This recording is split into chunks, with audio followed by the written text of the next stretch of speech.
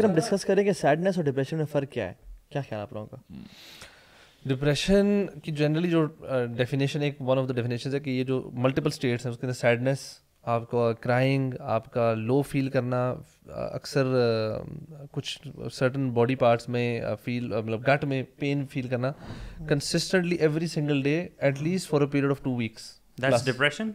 हाँ जी, अगर ये इस तरह और भी बहुत सारे सिम्टम्स हैं. सैडनेस मुझे लगता है कि वो टेम्परेरी फीलिंग का नाम है और डिप्रेशन शायद लॉन्ग टर्म है. लेकिन ये फ़र्क करना भी ज़रूरी है कि आपका क्वेश्चन मेडिकल पर्सपेक्टिव से हो रहा है या नॉर्मल स्टेट ऑफ माइंड से हो रहा है. नहीं, मेडिकल पर्सपेक्टिव से, यानी जो मेडिकल इंडस्ट्री कहती है, साइकोथेरेपिस्ट कहते हैं, और वो तो depression is a disease bro. Yes, वो तो केमिकल इम्बैलेंस को बोलते हैं. और इसमें ये भी कहते हैं कि basically sadness is due to a reason that you know of.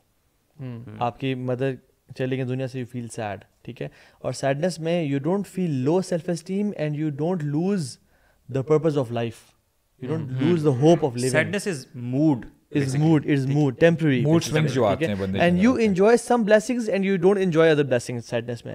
but depression में constant generally constant है, you don't enjoy the blessings you should enjoy, for example eating food, या जो आप पहले कर रहे थे, जो नॉर्मली आप एंजॉय करते थे, अब वो नहीं कर. लेकिन एक और चीज भी है, कभी कभी सैडनेस भी ना स्टेट प्रोलॉन्ग कर जाती है और डिप्रेशन लोग उसको कंफ्यूजन कभी कभी नहीं भी जाती एंड पीपल थिंक मैं डिप्रेस हो गया. बिल्कुल. एक तो अब इतना ज्यादा ये कॉमन हो गई ना, एवरीबॉडी थिंक्स थोड़ा सा सैड हुआ ना 2-3 दिन 4 दिन और जी मैं डिप्रेशन में चला गया. और ये फार्मास्यूटिकल इंडस्ट्री और जो मेडिकल की फील्ड है ना, अच्छा साइकोथेरेपिस्ट का तो आर्ग्यूबली थोड़ा डिफरेंट ओपिनियन है उनका, लेकिन ये लोग कहते हैं कि depression is when you don't know why I'm depressed.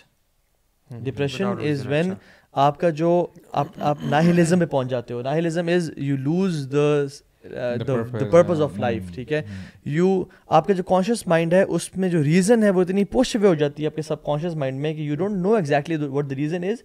But psychotherapy की field में वो लोग कहते हैं कि नहीं, there is a reason, but medical या जो फार्मास्यूटिकल जो इंडस्ट्री है वो इसको आइडेंटिफाई नहीं करती, बिकॉज एक वो है, तो बेसिकली इनमें इख्तिलाफ है उसका. हाँ, बल्कि मैं एक हार्वर्ड मेडिकल स्कूल उनकी उनका आर्टिकल ही पढ़ा था, उस पर उन्होंने लिखा था इंटरेस्टिंगली कि अभी तक जो सबसे बड़ा जो आइडेंटिफाई करते हैं ना क्या कहते हैं साइकियाट्रिस्ट, वो कहते हैं कि जी जब आपका केमिकल इम्बैलेंस होता है ना, किसी एक केमिकल का ज़्यादा हो जाना, किसी एक का बहुत कम हो जाना, ये आपका जो ब्रेन के पार्ट्स हैं, एमिगडाला और हिपोकैम्पस, इसमें जो मेनली यहाँ से जब इम्बैलेंस बहुत होता है तो डिप्रेशन कॉज होता है. तो कह रहे थे कि इनफैक्ट अब रिसर्च फर्दर हमारे पास आ गए हैं, MRI स्कैन्स की डिफरेंट उन्होंने नाम लिए थे कि डिफरेंट टाइप्स ऑफ स्कैन्स हैं जो कि फर्दर हमारी ब्रेन को हम डिटेक्ट करके देखते हैं कि खाली ये रीज़न है ही नहीं डिप्रेशन की, और there are so many reasons in fact. और उनका था आप 2 बंदे लेंगे, उनके एग्जैक्ट सेम, दोनों डिप्रेशन में, दोनों के एग्जैक्ट सेम सिम्टम्स है, बट दोनों का इलाज डिफरेंट होगा. कहते दोनों का you have to treat them differently because you will have to go back, क्योंकि एक की हो सकता है किसी का चाइल्डहुड ट्रॉमा ऐसा हुआ हो जिसका, और दूसरे का भी शायद ट्रॉमा हो लेकिन उसका बहुत डिफरेंट होगा, so you have to treat it differently. तो कहते हैं एंटी डिप्रेसेंट ड्रग्स भी जो इवन है उनमें एंटी डिप्रेसेंट ड्रग्स यही है ना, कैटेगरी है, एक ड्रग्स तो नहीं है. हाँ, लेकिन डिफरेंट टाइप्स ऑफ ड्रग्स हैं, केमिकल इम्बैलेंसेस को ठीक करने के लिए होते हैं. और पता है असल में, पता है क्या हमारा जो साइंस का ट्रीटमेंट है वो डिप्रेसिव बंदे के लिए क्या होता है कि उसका वो जो केमिकल फायरिंग हो रही है ना, उसको बस मजीद लो कर, सप्रेस कर. ठीक है, समझ में आ रही है, ताकि वो होता है ना कि एक हम अगर कहें कि ट्रीटमेंट जो है वो क्योर बेस है, क्योर नहीं है डिप्रेशन का. ये जो भी मेडिसिन आप देखते हैं ना, ये एक टेम्पररी उस बंदे की सिम्प्टोमेटिक ट्रीटमेंट है, इम्बैलेंस को खत्म करो. तो बैलेंस में इसमें एक और इंटरेस्टिंग चीज़ है कि ये उसमें वो कह रहे थे कि जो न्यूरोट्रांसमीटर्स होते हैं ना, ये हमारे ब्रेन के जो हिप्पोकैम्पस है, इसमें उन्होंने ख़वातीन में पाया कि जो डिप्रेस्ड ख़वातीन है ना, उनका ये 9 to 13% रिड्यूस हो रहा होता है. ठीक है, अब वो क्या कहते हैं ये जो एंटी डिप्रेसेंट अक्सर उन्होंने नोट किया यार फौरी तौर पे इम्पैक्ट नहीं करते, अक्सर वीक्स लग रहे होते हैं, बिकॉज जी ऐसे एक्चुअल में होता क्या है कि ये जो कनेक्शंस है ना, दे नर्व सेल्स, ये कनेक्शन बन जब रहे होते हैं ना, तो ये बनने में इनको वीक्स लगते हैं. सो जब ये बनते हैं और ये जो रिडक्शन हुई थी ये ख़त्म होना शुरू होती है, वापस अपनी नॉर्मलाइजेशन होती है, तब जाके बंदा थोड़ा सा बेहतर फील करना शुरू करता है. सो वो ये उसमें बड़ी लिस्ट थी लंबी भी कि there is so much research still going on. हमें अभी तक ना कॉज का 100% श्योर है कि क्यों हो रहा है, ना हम इलाज में हम श्योर है.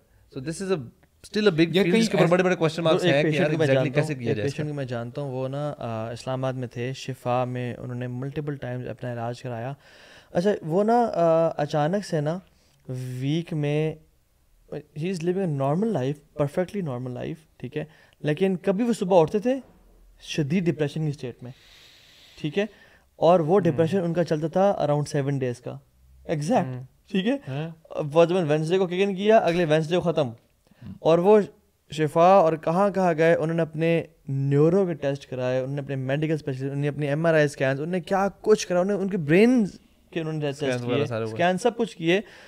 इतने सारे डॉक्टर्स का पैनल ऑन बोर्ड था जिसमें ये न्यूरो साइंटिस्ट भी थे, जिसमें न्यूरो जो सर्जन भी थे और मेडिकल स्पेशलिस्ट थे, हर तरह का, रेडियोलॉजी का हेड था। तो वो कहते हैं यार हमें तो नहीं पता ऐसा क्यों फील कर रहे हैं आप। अच्छा, वो फिर हफ्ते बाद बिल्कुल ठीक हो जाता, as if nothing happened at all, और फिर कुछ अर्से बाद वो ख़राब हो जाते। So basically this went on and on, but I was thinking सुभान अल्लाह के शिफा जैसा एडवांस्ड हॉस्पिटल जिसमें दुनिया की तमाम चीज़ें यानी पाई जाती हैं, they couldn't diagnose the problem. Okay, depression की जो मैं देख रहा था, यानी जो सिम्टम्स हैं वो है persistent sadness and being anxious, ठीक है। दूसरी feelings of hopelessness and pessimism, इंसान उम्मीद हार जाता है। Feeling of guilt, worthlessness and helplessness, loss of interest in pleasure, hobbies and activities, यानी आपको खाने का भी दिल नहीं चाहता, आपको घर वालों के साथ बैठ के ना, यानी don't enjoy anything at all in your life,